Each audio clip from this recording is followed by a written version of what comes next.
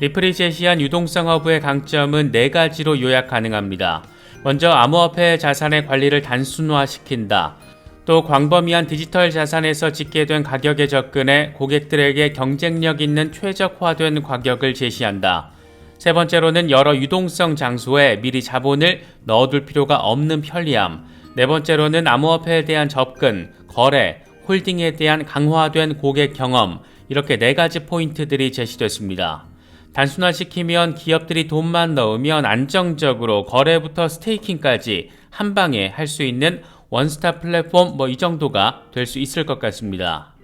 기관들을 대상으로 한 유동성 허브가 최적의 시너지를 내기 위해서 가장 중요한 것 중에 하나는 스테이킹 등 커스터디 이슈일 수밖에 없습니다. 이건 보안과 관련된 부분이기도 하고 자산에 대한 안전성을 보증할 수 있는 부분이기도 하고 여기가 뚫리면 자산이 그냥 홀라당 날아간다라는 것이어서 그 존재 의미 자체를 완전히 뭉개버릴 수 있을 정도로 중요한 부분입니다. 그래서 중요한 부분은 얼마나 안정적으로 자산을 보관하고 관리하고 이걸 입증할 것인가 하는 부분이었는데 이에 대한 리플의 전략과 계획, 의지를 한눈에 느낄 수 있었던 것이 바로 스위스 기반의 디지털 자산 수탁기관 메타코에 대한 인수였습니다. 리플이 메타코 인수를 발표한 것은 2023년 5월, 인수 금액은 2억 5천만 달러, 우리 돈으로 3,300억 원 넘는 돈을 현금으로 때려박아서 인수를 해버렸습니다. 브래드 갈링하우스 CEO는 최근 1년 동안의 거래 가운데 최대 규모다 이렇게 직접 밝힐 정도로 리플이 꽤나 큰 결정을 내렸다는 것을 느낄 수 있었던 부분입니다. 다른 한편으로는 리플이 SEC와의 소송전으로 어려움을 겪는 시간이 장기화되고 있는 상황에서도 전략적 투자를 전폭적으로 단행하면서 기업의 펀더멘털과 방향성을 아주 선명하게 내보였던 그런 이슈이기도 했습니다. 과연 메타코가 이렇게 큰 돈을 쏟아부을 정도의 가치가 있는 곳인가? 이건 2가지 관점으로 나눠서 바라볼 수가 있습니다. 먼저 유동성 허브와 관련해서 기관들이 투자하고 사용하는 디지털 자산을 안정적으로 수탁 관리 보관할 수 있는 검증된 업체가 리플의 자회사가 됐다라는 측면입니다. 이건 지금 당장보다 앞으로 더 가속화될 블록체인 시대, 기관들의 암호화폐 시장 진입이 가속화되는 시대, XRP를 활용해서 금융혁신이 본격화되는 시대를 위한 전략적 대비라고 할 수가 있습니다. 또 하나는 메타코가 지금까지 어떤 기업을 상대로 일을 해왔는지를 보면 리플이 왜 그렇게 큰 돈을 들여서 메타코를 인수했는지를 이해할 수가 있습니다. 메타코는 2015년 설립 이후에 금융기관들의 디지털 자산 보관을 위한 다양한 서비스를 제공해 왔는데 시티그룹, BNP 파리바, 소시에테 제네랄 등 세력급 수준의 자금을 굴리는 거대 금융기업들이 고객입니다.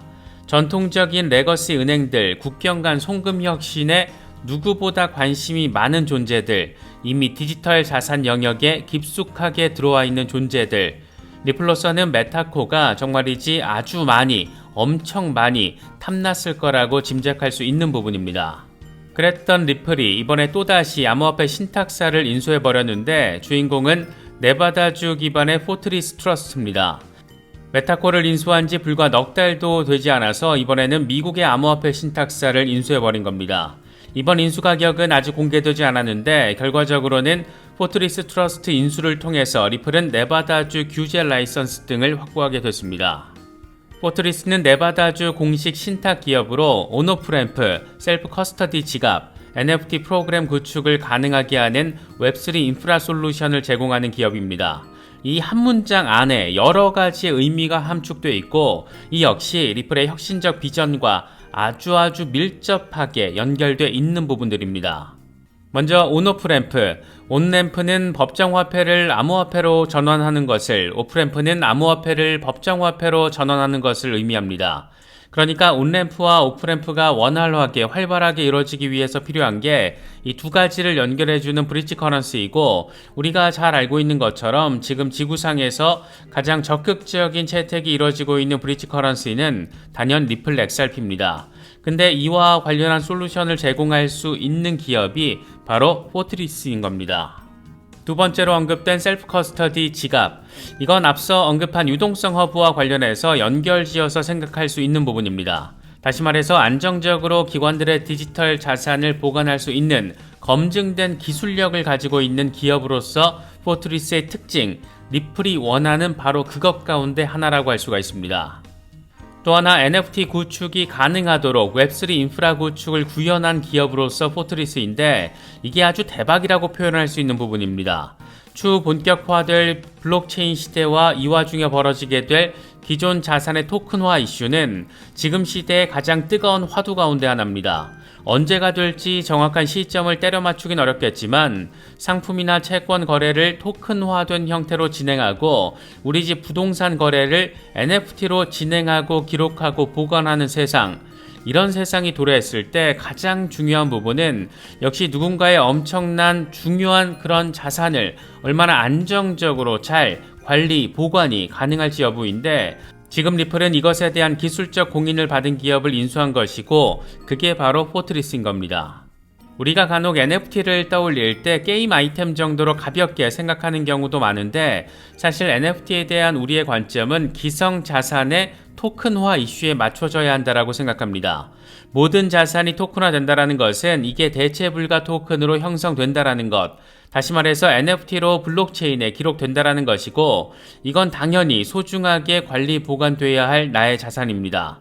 여기서 한 발 더 나아가면 이게 메타버스 시대와 연계가 되는데 물론 현실 세계를 완벽하게 구현하는 듀얼 리얼리티 공간으로서 메타버스 세계가 온전히 구축되기 위해서는 꽤나 오랜 시간이 필요할 것으로 보입니다.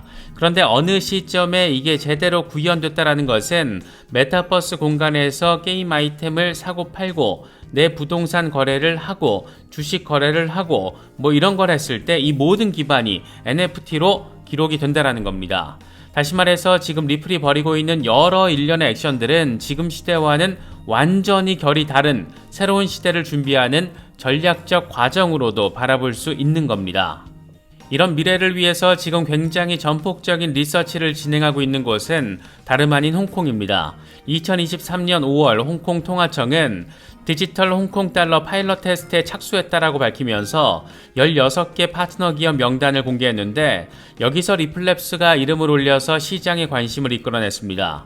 홍콩 통화청은 금융과 결제, 기술 분야에서 선정된 16개 기업과 함께 올해 1차 테스트를 진행할 계획이고 이를 통해서 디지털 홍콩 달러의 오프라인 결제, 프로그래밍 가능한 결제, 토큰화 예금, 웹3 결제, 토큰화 자산 결제 등에 대한 심층적인 연구를 수행한다라고 합니다. 여러 세부 분야들이 있는데 리플이 맡게 되는 분야가 특히나 눈에 띕니다. 바로 토큰화 자산 결제, 여기에서도 부동산 자산 토큰화에 방점이 찍힌 것으로 전해지고 있습니다. 리플은 대만 최대 상업은행 가운데 하나인 푸본뱅크와 함께 부동산 자산 토큰화에 중점을 둔 사용 사례를 연구할 예정이라고 하는데 자산의 토큰화는 블록체인 시대의 핵심 요소이고 간단히 말하면 모든 걸 NFT화 시켜서 이걸 통해서 실제 거래를 이루어지게 만들게 하는 작업을 의미합니다. 증권, 채권뿐만 아니라 부동산까지도 토큰화 작업을 거친다라는 건데 이건 사실상 웹3 시대와 메타버스 시대를 앞두고 홍콩 정부가 꽤나 전폭적인 컨셉을 이미 세웠고 이걸 구현하기 위한 기술 파트너로 리플을 선택한 것으로 바라볼 수 있는 부분입니다. 정리하면 리플이 지금 관심을 갖고 전략적으로 대응하는 부분과 홍콩 통화청의 관심 사안이 완벽하게 맞아떨어진 겁니다. 특히 토큰화된 부동산, 대출 프로토콜을 결합한 리플 솔루션과 CBDC의 만남이라는 점에서 홍콩 통화청의 발표는 좀 더 눈길을 끌 수밖에 없었습니다. 우리가 모두 잘 알고 있듯이 리플레저는 각국 중앙은행의 CBDC들이 서로 즉각적인 상호 교환이 가능하게끔 최적화되어 있고 서로 다른 CBDC를 브리지 커런시로서 XRP를 활용해서 마구마구 즉각적으로 교환할 수가 있습니다. 그런데 여기에 더해서 토큰화된 자산을 CBDC 거래하고 대출하는 상황을 구현하겠다라는 것이 이번 홍콩 통화청의 목표 과제 가운데 하나였고 이걸 구현하기 위해 선택된 것이 바로 리플랩스다. 이 정도로 정리가 가능합니다. 지금까지의 내용들을 라운드업 해보면 이렇습니다. 리플은 1차적으로 국경 간 송금 혁신을 구현하는 기업으로서 이미 여러 기관들의 채택을 받고 있다. 리플은 기관들의 진입이 본격화됐을 때를 노리고 이미 엔터프라이즈 비즈니스 유동성 허브를 출시했다.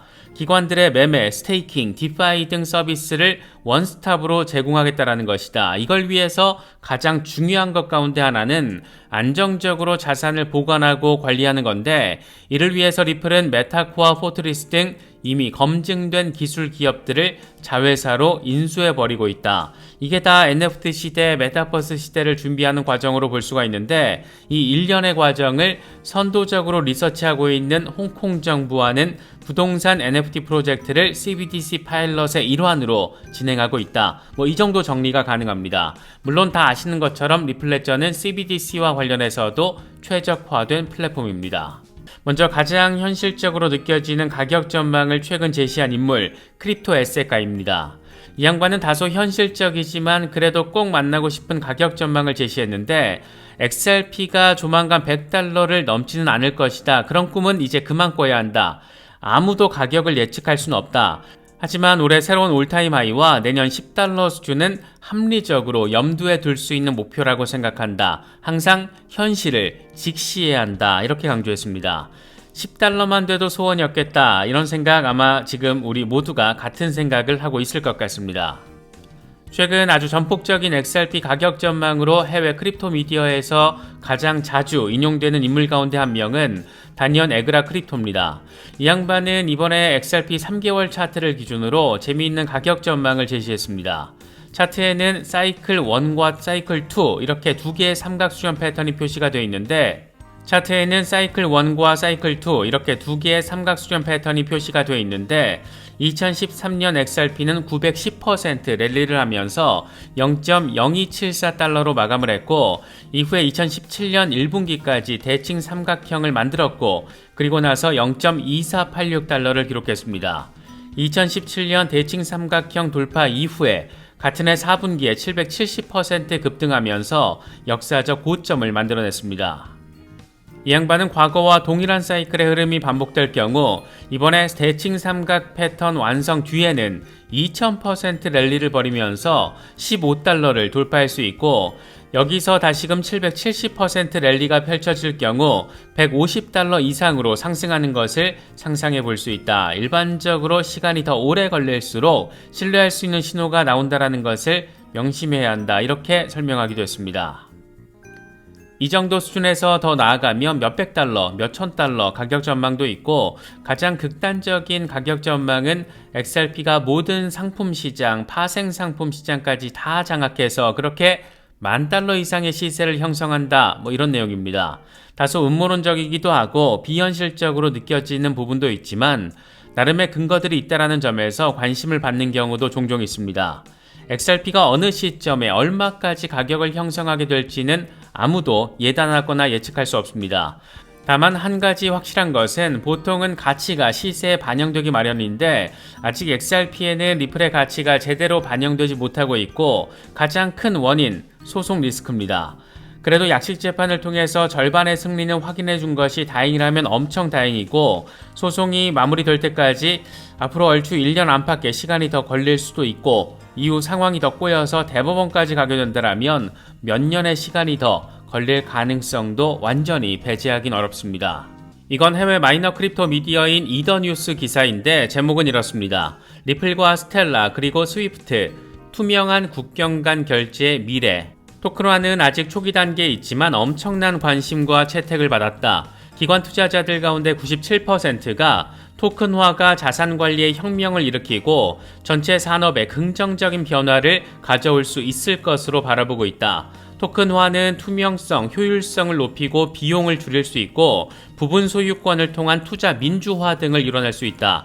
하지만 토큰화된 자산은 지금 다양한 블록체인 네트워크에 분산돼 있다는 게 문제인데, 그래서 스위프트는 이런 과제를 극복하기 위해서 상호 운용성이 절실하다는 점을 인정했다. 이렇게 토큰화 이슈 그리고 스위프트의 관점을 우선 정리했습니다. 스위프트는 기존의 보안 인프라를 활용해서 여러 네트워크에 단일 액세스 포인트를 제공하는 인프라 기능을 성공적으로 입증하기도 했는데, 결국 목표는 결제 시스템을 통해 CBDC와 여러 디지털 자산 사이의 연결을 촉진하는 것이다. 특히 리플과 스텔라가 이런 변화하는 환경에서 중추적인 역할을 수행하고 있다는 점에 주목할 필요가 있다. 이렇게 강조했습니다. 이게 내용이 너무 드라이해서 되게 재미없게 느껴지기는 하는데 스위프트가 강조하고 있는 블록체인 상호 운용성 증대는 아주 제대로 정확하게 문제의식을 짚어낸 것이고 이걸 해결할 수 있는 크립토 프로젝트, 다시 말해서 여러 블록체인에 퍼져 있는 자산을 서로 매매할 수 있게 연결할 수 있게끔 만드는 브릿지 커런시로서 리플과 스텔라를 언급하고 있다는 점, 이런 핵심적인 아이디어는 꽤나 매력적이지 않나 생각됩니다.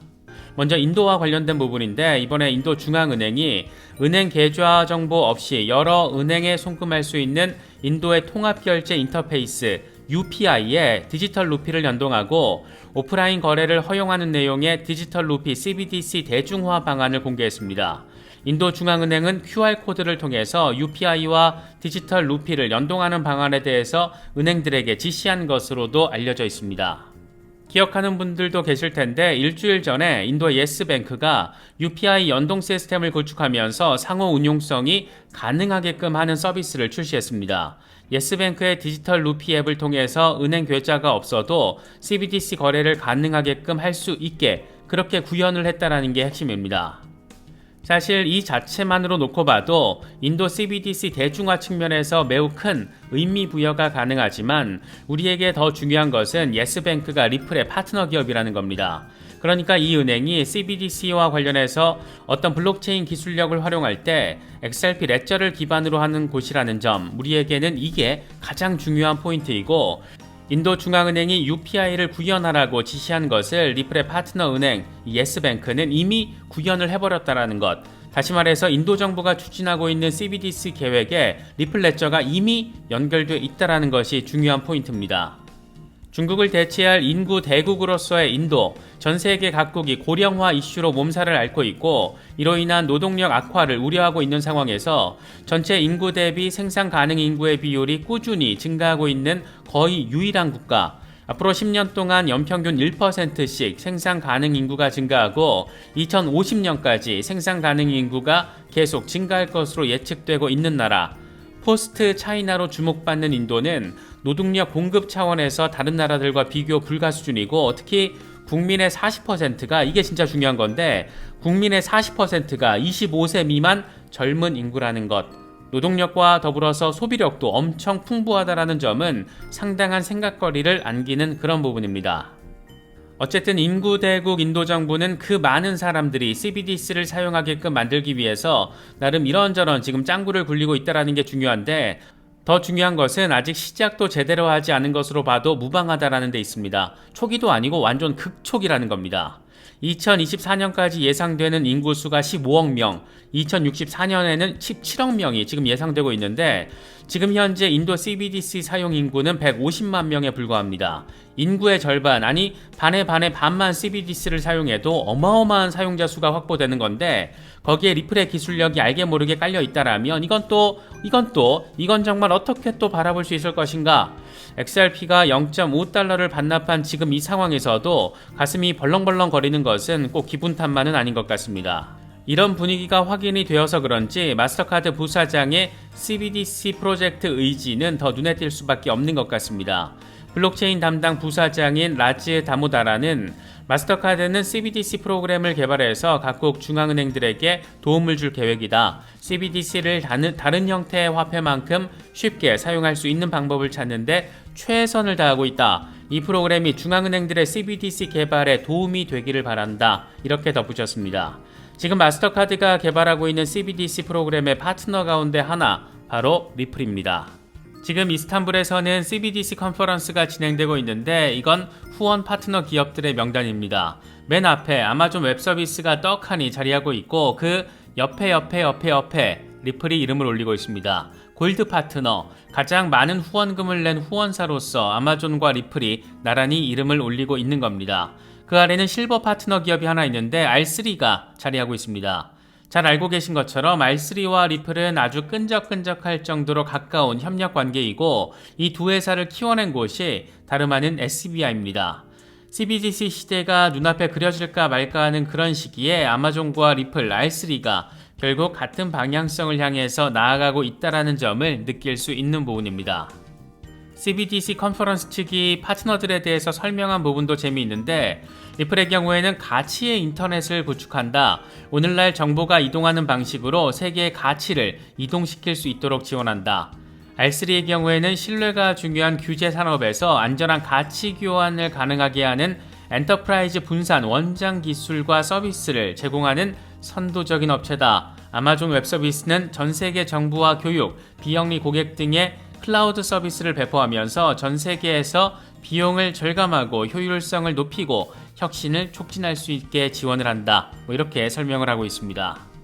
리플이 올해 버전의 리플 밸류 리포트를 공개했는데 여기에 담긴 내용 가운데 하나가 꽤나 관심을 받고 있습니다. 2027년까지 국경 간 결제 규모가 250조 달러로 예상되고 있다는 점. 그렇기 때문에 시간이 흐를수록 XRP의 가치가 커질 수밖에 없다라는 뉘앙스를 깔고 있습니다. 250조 달러라는 숫자를 리플이 추산을 한 거라면 다분히 이 홍보용 멘트라고 바라볼 수밖에 없을 텐데 이게 영란은행의 올해 데이터라는 점에서 더 섹시하게 느껴지는 포인트입니다. 이와 관련해서 웰스파고의 자산관리 매니저로 알려진 셰넌 소프가 한마디 거들었는데 250조 달러 규모가 된다면 아무래도 XRP 500달러로는 충분하지 않을 것 같다 이렇게 말했습니다. 250조 달러 규모라는 게 국경 간 송금에 대한 수요가 어마어마하게 커질 거라는 얘기인데 이렇게 되면 XRP의 가치가 훨씬 더 높아질 수밖에 없을 것이고 그럴 경우에 500달러로도 안 될 것 같다 이런 전폭적인 이야기를 지금 하고 있는 겁니다. 이 양반은 지난 8월에 앞으로 7개월 안에 XRP가 최소 100달러에서 최대 500달러까지 상승할 수 있다 이런 전폭적인 전망을 제시한 인물이기도 합니다. 스위프트가 하루에 4,480만 개의 메시지를 처리하는데 이건 XRP의 절반에 불과하다. XRP의 빠른 결제 시간과 저렴한 비용은 효율적이고 이상적이다. 이렇게 지금의 상황을 설명을 했습니다. 그러면서 전체 XRP 유통량을 750억 개로 가정하고 만약 1000개 기관이 사용할 경우 기관당 7,500만 달러 규모의 XRP 유동성을 확보해야 한다. JP 모건만 하더라도 매일 8조 달러 이상을 송금을 하는데 이 정도의 10%만 XRP가 가져온다고 할 경우 나는 4개월에서 7개월 안에 100달러에서 500달러에 도달할 것으로 예측한다. 이렇게 주장을 했습니다. 아주 간단히 정리를 하면 XRP에 대한 채택이 늘고 있는데 이게 더 가속화될 경우 XRP 공급량이 수요를 따라가기 어려울 것이고 결국 그래서 XRP는 폭등할 것이다. 이런 말을 지금 하고 있는 겁니다. 한 단어로 정리를 하면 공급 충격이 발생할 가능성이 매우 높다라고 지금 주장을 하고 있다라고 바라볼 수가 있습니다. 그런데 이게 규모가 2조 5천억 달러 수준이 된다라면 500달러로도 안 될 것 같다. 이걸 돌파할 것 같다. 이런 얘기를 지금 하고 있습니다. 너무 큰 숫자이긴 한데 나름 월가에서 밥벌이하는 양반이 이런 이야기를 하면 괜히 귀가 더 솔깃솔깃 쫄깃쫄깃해지는 것은 기분 탓만은 아닌 것 같습니다. 리플 자체적으로도 의미가 큰 소식이 더해졌습니다. 리플랩스가 이번에 브라질과 호주의 기업들에 대한 암호화폐 거래를 지원하기 위해서 유동성 허브 플랫폼을 출시했다라는 소식입니다. 기업들이 브라질과 호주 등에서 아주 간편하게 암호화폐를 거래하고 보유할 수 있도록 지원하겠다는 겁니다. 이와 관련해서 리플랩스는 고객들의 결제와 유동성 관련 요구를 충족시키기 위해서 암호화폐를 채택하려는 기업들을 위해서 원스톱 솔루션을 제공할 계획이라고 밝혔습니다. 이미 캘리포니아와 조지아 등 미국 35개 주에서 유동성 허브가 출시가 된 상황인데 이번에 미국 밖으로 이렇게 의미 있는 확장을 전격적으로 해버린 겁니다. 이와 더불어서 리플 소송과 관련해서 SEC가 요청한 중간항소 승인 여부 역시 9월 안에 제시될 가능성이 높습니다. 만약 승인된다라면 XRP 추가 가격 하락 단기적으로 생각해 볼 수 있지만 반대로 기각될 경우에는 단기적인 안도랠리 포인트가 될 수가 있고 이게 이더리움 선물 ETF 승인 이슈와 잘 맞물려서 진행된다라면 다시 말해서 이더리움 선물 ETF 승인되고 SEC의 중간 항소 요청 기각되고 이렇게 진행된다라면 나름의 시너지 충분히 기대해 볼 수 있지 않을까 생각되기도 합니다. 금융의 미래는 과연 어떻게 될 것인가? 사실 이 방향성은 따로 공부할 필요도 없는 게 돈에 미친 돈 귀신들이 너무 선명하게 보여주고 있기 때문입니다.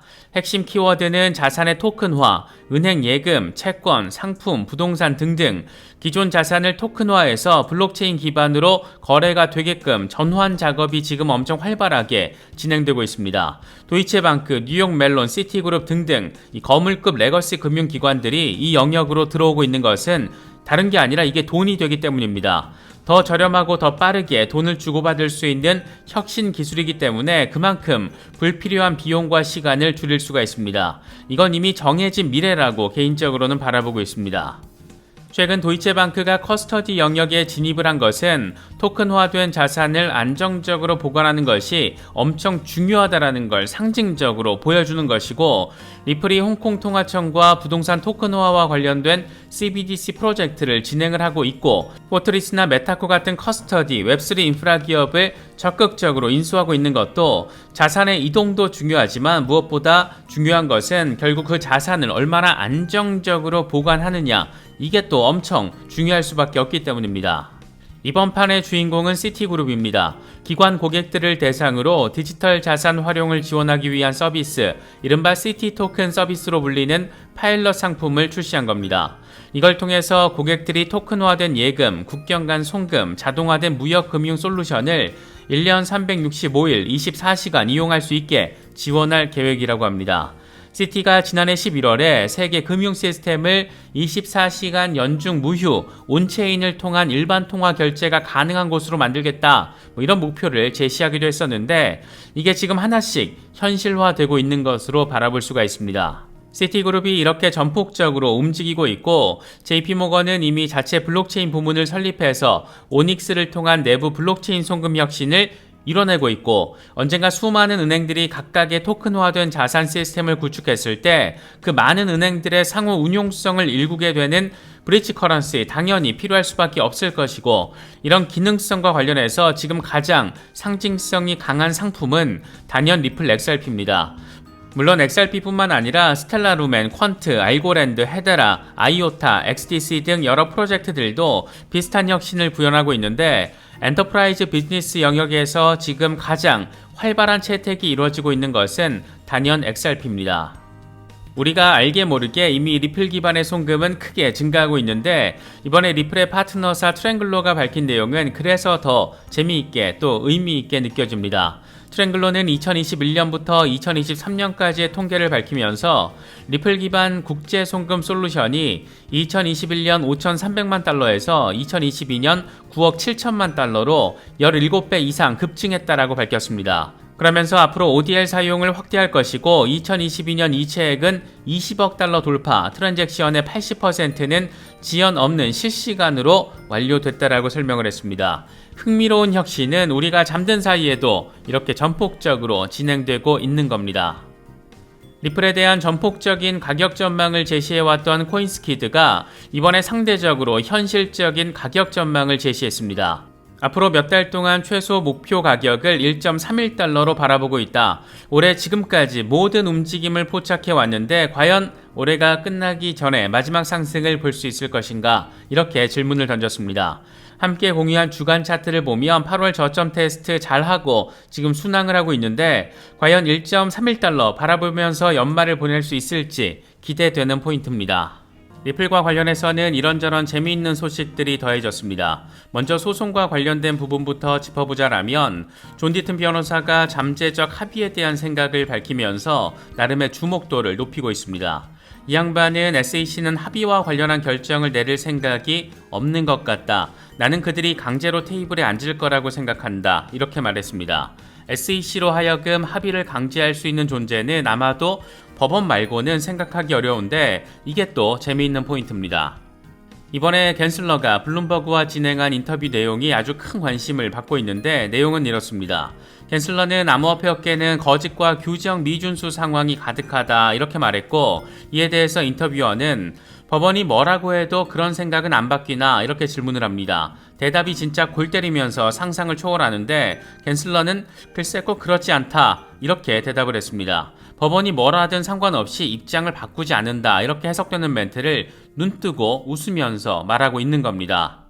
당장 이 자체만 놓고서도 갠슬러에 대한 비난이 쏟아지고 있는데, 이에 대해서 존 디튼 변호사는 여기서 법원은 대법원도 포함이 된다. 이 인간은 지금 자신이 법 위에 있다라고 생각을 하는데 과대망상증 환자의 실제 사례다. 이렇게 비판을 했습니다. 리플의 CTO 스튜어트 알데로티의 반응도 재미진데, 여기서 가장 우려가 되는 것은 선출되지 않은 관료가 법원의 결정을 존중하지 않겠다라고 인정한 것이고, 이건 정말 충격적인 내용이다. 이렇게 직격탄을 날렸습니다. 진짜 갠슬러가 미쳐도 단단히 미쳤구나. 그런 생각을 갖게 만들기 충분한 그런 상황, 그런 멘트가 아닌가 생각됩니다. 그런데 이렇게 황당한 멘트를 들어야 하는 이런 상황, 이게 내년 미국 대선이 지나면 어느 당에 누가 정권을 잡든 상황이 좀 많이 바뀌지 않을까 생각됩니다. 당장 공화당 대선 경선 후보이자 트럼프가 잠재적인 부통령 후보로 거론하기도 했던 비백 라마스와미만 해도 SEC에 대한 관점이 상당히 비판적입니다. 이 양반은 몇 살이가 주퇴하는 메인내 컨퍼런스에 참석을 해서 개인적으로는 생각하기에 SEC는 위원에 가까운 제4의 기관으로 오늘날 연방정부의 암적인 존재에 가깝다라고 본다. 이 기관은 비선출직이 이끄는데도 막강한 정치 권력을 휘두르고 있다라고 비판했습니다. 이번 소식은 리플과 직접적인 관련성이 있는 건 아니지만 장기적인 관점에서 바라봤을 때는 의미 부여가 충분히 가능한 소식 정도는 되지 않나 생각됩니다. 주인공은 리플의 파트너 기업인 휘나스트라입니다. 아시는 분들 아시겠지만 휘나스트라는 미국 연준의 페드나우 금융혁신과 관련을 해서 기술적 발판을 제공하고 있는 그런 기업입니다. 세계 3대 핀테크 기업으로 꼽히기도 하는 휘나스트라가 연준과 파트너십을 맺으면서 리플 레저를 사용하는 기업이라는 점에서 간접적인 그 연관성이 주목받기도 했습니다. 참고로 휘나스트라는 영국 기반의 기업입니다. 휘나스트라가 이번에는 마이크로소프트와 금융 서비스의 디지털 전환을 가속화하는 데 도움이 되는 클라우드 계약을 발표했습니다. 마이크로소프트의 클라우딩 서비스 애저의 결제, 대출, 재무, 소매, 금융 전반에 걸쳐서 두 기업이 이미 지원하는 3,000개 은행, 금융기관 등을 기반으로 한다고 합니다. 쉽게 정리하자면 휘나스트라의 혁신 금융 서비스 애플리케이션과 마이크로소프트의 애저가 융합을 해서 새로운 디지털 금융 서비스 시대를 만들어내려는 그런 의도로 해석할 수 있지 않나 생각됩니다. 특히 블록체인 시대가 본격화됐을 때 거대한 화두 가운데 하나가 될 수밖에 없는 게 이 클라우드이고, 아마존이나 마이크로소프트 같은 빅테크들이 경쟁적으로 이 클라우드 사업에 사활을 걸고 있는 그런 이유이기도 합니다. 아마존이 이미 블록체인 클라우딩 서비스 상품을 출시한 이유이기도 하고 아무튼 그렇습니다. 그런데 AI 혁신에 회사의 사활을 걸고 있는 마이크로소프트가 이렇게 다른 한편에서는 블록체인 기반의 금융혁신에 적극적으로 뛰어들고 있다는 것, 그 금융혁신 주자가 리플의 파트너 기업이라는 것, 다시 말해서 금융혁신의 여러 기술적 기반 가운데 하나가 리플 레저라는 것은 꽤나 의미 부여가 가능한 부분이 아닐까 싶습니다. 이 내용은 아직 국내에서는 기사화조차 되지 않은 내용인데, 모든 혁신은 늘 그렇듯 우리가 잠든 사이에 진행되기 마련입니다. 리플 XRP의 흐름과 관련해서도 재미있는 분석들 이어지고 있습니다. 이건 암호화폐 분석가 JD가 제시한 XRP BTC 주간 차트인데, 지금 삼각 패턴이 만들어지고 있고 상단 저항을 확인한 뒤에 조정을 받고 있는 그런 상황입니다. 21주 지수이동 평균을 리테스트하면서 살짝 반등한 모습이 이 그린 캔들 색깔로 포착되고 있는데, 만약 여기서 지지받고 상단 저항을 뚫어버리면 40% 수준의 랠리가 발생할 수 있다. 이런 얘기를 지금 하고 있는 겁니다. 다시 말해서 이 양반은 XRP가 비트코인보다 훨씬 더 강력한 퍼포먼스를 낼 수 있는 그 가능성, 이것에 대해서 이야기를 하고 있는 겁니다. 이건 다크 디펜더가 제시한 XRP 이더 월간 차트인데, 이 양반은 XRP가 이더리움 대비 5배 이상의 퍼포먼스를 보여줄 거라고 이야기를 하고 있습니다. 비트코인 대비로 보나 이더리움 대비로 보나 XRP에 대한 반등 기대감을 제시해주는 분석들 잇따르고 있는데, 2024년 한 해를 거치면서 과연 어떤 일들이 벌어질지 괜히 더 기대되는 상황이 아닐까 싶기도 합니다. 이건 에그라 크립토가 제시한 XRP 월간 차트입니다. 역사적으로 XRP가 축적의 기간을 거치면서 얼마나 랠리를 했는지를 정리를 했는데, 2013년에는 3개월 축적 뒤에 3배 랠리, 2015년에는 7개월 축적 뒤에 2배 랠리, 2017년 전후로 27개월 축적 뒤 14배 랠리, 이후에 7개월 추가 축적 뒤 8배 랠리, 그렇게 역사적인 고점 올타임 하이 달성. 그때부터 지금까지 68개월 축적 기간이 이어지고 있는데 과연 이번에는 얼마나 랠리를 할까? 이렇게 물음표를 찍어놨습니다. 이와 관련해서 에그라 크립토는 4가지 시나리오 상황을 가정했는데 첫 번째로 고점 대비 27배 급등을 해서 89.1달러로 랠리를 하는 것, 두 번째로는 고점 대비 6.75배 급등을 해서 22달러를 찍는 것, 세 번째로는 2배 상승을 해서 6.6달러 도달, 네 번째로는 14배 랠리를 해서 46달러. 사실 이건 과거 데이터를 억지로 껴맞춘 거라서 4가지 중 1가지가 반드시 현실화될 것이다 이렇게 단언할 수는 없겠지만 가장 보수적인 역사적 고점 대비 2배 랠리, 그래서 6.6달러 도달, 이 정도만 돼도 소원 없겠다, 그런 생각이 드는 것은 꼭 기분 탓만은 아닌 것 같습니다. 이 정도 수준에서 더 나아가면 몇백 달러, 몇천 달러 가격 전망도 있고, 가장 극단적인 가격 전망은 XRP가 모든 상품 시장, 파생 상품 시장까지 다 장악해서 그렇게 $10,000 이상의 시세를 형성한다, 이런 내용입니다. 다소 음모론적이기도 하고 비현실적으로 느껴지는 부분도 있지만 나름의 근거들이 있다라는 점에서 관심을 받는 경우도 종종 있습니다. XRP가 어느 시점에 얼마까지 가격을 형성하게 될지는 아무도 예단하거나 예측할 수 없습니다. 다만 한 가지 확실한 것은 보통은 가치가 시세에 반영되기 마련인데 아직 XRP에는 리플의 가치가 제대로 반영되지 못하고 있고, 가장 큰 원인, 소송 리스크입니다. 그래도 약식 재판을 통해서 절반의 승리는 확인해 준 것이 다행이라면 엄청 다행이고, 소송이 마무리될 때까지 앞으로 얼추 1년 안팎의 시간이 더 걸릴 수도 있고, 이후 상황이 더 꼬여서 대법원까지 가게 된다면 몇 년의 시간이 더 걸릴 가능성도 완전히 배제하긴 어렵습니다. 이건 해외 마이너 크립토 미디어인 이더뉴스 기사인데 제목은 이렇습니다. 리플과 스텔라 그리고 스위프트, 투명한 국경 간 결제의 미래. 토큰화는 아직 초기 단계에 있지만 엄청난 관심과 채택을 받았다. 기관 투자자들 가운데 97%가 토큰화가 자산 관리에 혁명을 일으키고 전체 산업에 긍정적인 변화를 가져올 수 있을 것으로 바라보고 있다. 토큰화는 투명성, 효율성을 높이고 비용을 줄일 수 있고 부분 소유권을 통한 투자 민주화 등을 이뤄낼 수 있다. 하지만 토큰화된 자산은 지금 다양한 블록체인 네트워크에 분산돼 있다는 게 문제인데, 그래서 스위프트는 이런 과제를 극복하기 위해서 상호 운용성이 절실하다는 점을 인정했다. 이렇게 토큰화 이슈 그리고 스위프트의 관점을 우선 정리했습니다. 스위프트는 기존의 보안 인프라를 활용해서 여러 네트워크에 단일 액세스 포인트를 제공하는 인프라 기능을 성공적으로 입증하기도 했는데, 결국 목표는 결제 시스템을 통해 CBDC와 여러 디지털 자산 사이의 연결을 촉진하는 것이다. 특히 리플과 스텔라가 이런 변화하는 환경에서 중추적인 역할을 수행하고 있다는 점에 주목할 필요가 있다. 이렇게 강조했습니다. 이게 내용이 너무 드라이해서 되게 재미없게 느껴지기는 하는데, 스위프트가 강조하고 있는 블록체인 상호 운용성 증대는 아주 제대로 정확하게 문제의식을 짚어낸 것이고, 이걸 해결할 수 있는 크립토 프로젝트, 다시 말해서 여러 블록체인에 퍼져 있는 자산을 서로 매매할 수 있게 연결할 수 있게끔 만드는 브릿지 커런시로서 리플과 스텔라를 언급하고 있다는 점, 이런 핵심적인 아이디어는 꽤나 매력적이지 않나 생각됩니다. 이런 분위기가 확인이 되어서 그런지 마스터카드 부사장의 CBDC 프로젝트 의지는 더 눈에 띌 수밖에 없는 것 같습니다. 블록체인 담당 부사장인 라즈 다모다라는 마스터카드는 CBDC 프로그램을 개발해서 각국 중앙은행들에게 도움을 줄 계획이다. CBDC를 다른 형태의 화폐만큼 쉽게 사용할 수 있는 방법을 찾는데 최선을 다하고 있다. 이 프로그램이 중앙은행들의 CBDC 개발에 도움이 되기를 바란다. 이렇게 덧붙였습니다. 지금 마스터카드가 개발하고 있는 CBDC 프로그램의 파트너 가운데 하나, 바로 리플입니다.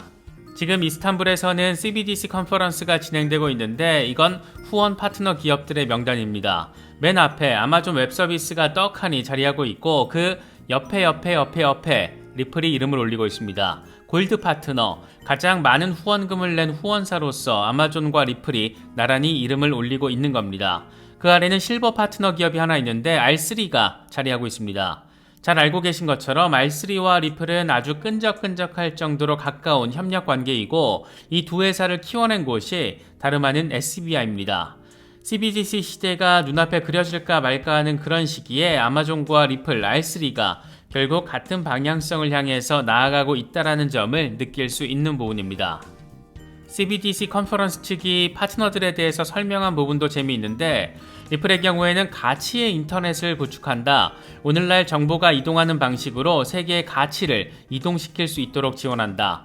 R3의 경우에는 신뢰가 중요한 규제 산업에서 안전한 가치 교환을 가능하게 하는 엔터프라이즈 분산 원장 기술과 서비스를 제공하는 선도적인 업체다. 아마존 웹 서비스는 전 세계 정부와 교육, 비영리 고객 등의 클라우드 서비스를 배포하면서 전 세계에서 비용을 절감하고 효율성을 높이고 혁신을 촉진할 수 있게 지원을 한다. 이렇게 설명을 하고 있습니다. 리플이 올해 버전의 리플 밸류 리포트를 공개했는데, 여기에 담긴 내용 가운데 하나가 꽤나 관심을 받고 있습니다. 2027년까지 국경 간 결제 규모가 250조 달러로 예상되고 있다는 점, 그렇기 때문에 시간이 흐를수록 XRP의 가치가 커질 수밖에 없다는 뉘앙스를 깔고 있습니다.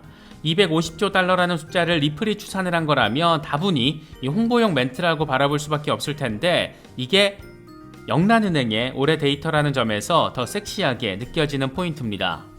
이와 관련해서 웰스파고의 자산관리 매니저로 알려진 셰넌 소프가 한마디 거들었는데, 250조 달러 규모가 된다면 아무래도 XRP 500달러로는 충분하지 않을 것 같다, 이렇게 말했습니다. 250조 달러 규모라는 게 국경 간 송금에 대한 수요가 어마어마하게 커질 거라는 얘기인데, 이렇게 되면 XRP의 가치가 훨씬 더 높아질 수밖에 없을 것이고, 그럴 경우에 500달러로도 안 될 것 같다, 이런 전폭적인 이야기를 지금 하고 있는 겁니다. 이 양반은 지난 8월에 앞으로 7개월 안에 XRP가 최소 100달러에서 최대 500달러까지 상승할 수 있다, 이런 전폭적인 전망을 제시한 인물이기도 합니다. 스위프트가 하루에 4,480만 개의 메시지를 처리하는데, 이건 XRP의 절반에 불과하다. XRP의 빠른 결제 시간과 저렴한 비용은 효율적이고 이상적이다. 이렇게 지금의 상황을 설명을 했습니다.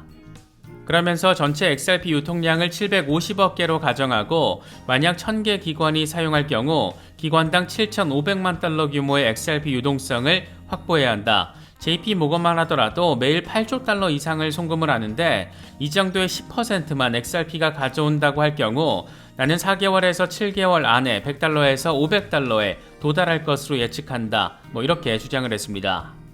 아주 간단히 정리를 하면 XRP에 대한 채택이 늘고 있는데, 이게 더 가속화될 경우 XRP 공급량이 수요를 따라가기 어려울 것이고, 결국 그래서 XRP는 폭등할 것이다, 이런 말을 지금 하고 있는 겁니다. 한 단어로 정의를 하면 공급 충격이 발생할 가능성이 매우 높다라고 지금 주장을 하고 있다라고 바라볼 수가 있습니다. 그런데 이게 규모가 2조 5천억 달러 수준이 된다라면 500달러로도 안 될 것 같다, 이걸 돌파할 것 같다, 이런 얘기를 지금 하고 있습니다. 너무 큰 숫자이긴 한데, 나름 월가에서 밥벌이 하는 양반이 이런 이야기를 하면 괜히 귀가 더 솔깃솔깃 쫄깃쫄깃해지는 것은 기분 탓만은 아닌 것 같습니다. 먼저 가장 현실적으로 느껴지는 가격 전망을 최근 제시한 인물, 크립토 에셋가입니다. 이 양반은 다소 현실적이지만 그래도 꼭 만나고 싶은 가격 전망을 제시했는데, XRP가 조만간 100달러를 넘지는 않을 것이다. 그런 꿈은 이제 그만 꿔야 한다. 아무도 가격을 예측할 수는 없다. 하지만 올해 새로운 올타임 하이와 내년 10달러 수준은 합리적으로 염두에 둘 수 있는 목표라고 생각한다. 항상 현실을 직시해야 한다. 이렇게 강조했습니다. 10달러만 돼도 소원이었겠다. 이런 생각 아마 지금 우리 모두가 같은 생각을 하고 있을 것 같습니다. 최근 아주 전폭적인 XRP 가격 전망으로 해외 크립토 미디어에서 가장 자주 인용되는 인물 가운데 한 명은 다니언 에그라 크립토입니다. 이 양반은 이번에 XRP 3개월 차트를 기준으로 재미있는 가격 전망을 제시했습니다. 차트에는 사이클 1과 사이클 2 이렇게 두 개의 삼각수렴 패턴이 표시가 되어 있는데, 차트에는 사이클 1과 사이클 2 이렇게 두 개의 삼각수렴 패턴이 표시가 되어 있는데, 2013년 XRP는 910% 랠리를 하면서 0.0274달러로 마감을 했고, 이후에 2017년 1분기까지 대칭 삼각형을 만들었고, 그리고 나서 0.2486달러를 기록했습니다. 2017년 대칭 삼각형 돌파 이후에 같은 해 4분기에 770% 급등하면서 역사적 고점을 만들어냈습니다. 이 양반은 과거와 동일한 사이클의 흐름이 반복될 경우 이번에 대칭 삼각 패턴 완성 뒤에는 2000% 랠리를 벌이면서 15달러를 돌파할 수 있고, 여기서 다시금 770% 랠리가 펼쳐질 경우 150달러 이상으로 상승하는 것을 상상해 볼 수 있다. 일반적으로 시간이 더 오래 걸릴수록 신뢰할 수 있는 신호가 나온다는 것을 명심해야 한다. 이렇게 설명하기도 했습니다.